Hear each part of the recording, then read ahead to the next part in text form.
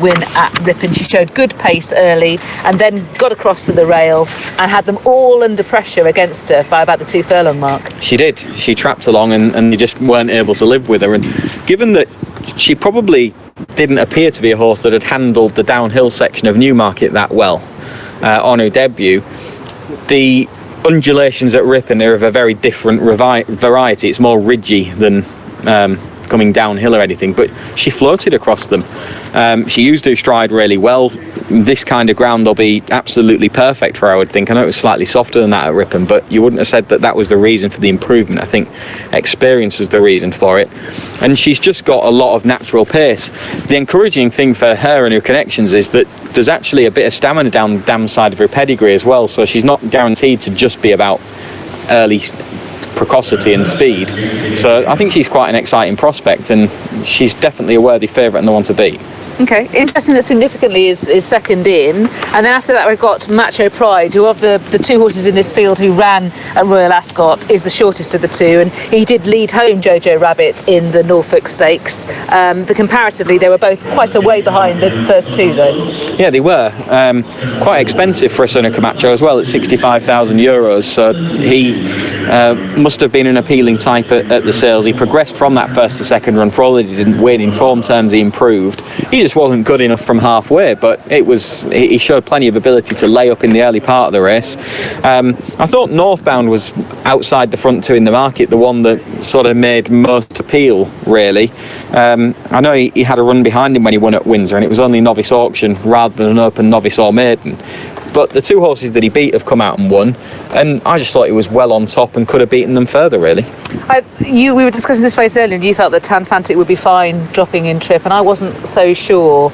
I thought he had to work to get into the race last time at Windsor. Yeah, I think horses do have to work to get into a race at Windsor if you're not ridden forward. The horse that won the Woodcote yesterday was a similar example, really.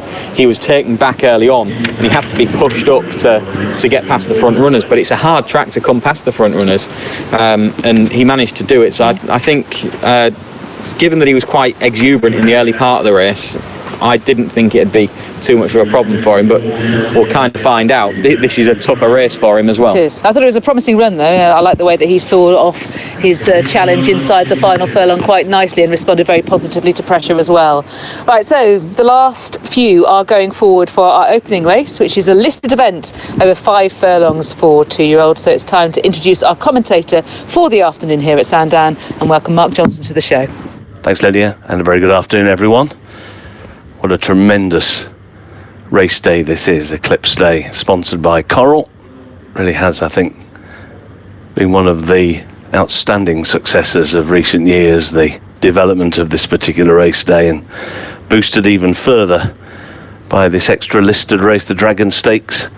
Today, significantly moving forward, being to give Carl Burke a second win in the race in just 4 years. Last one moving in.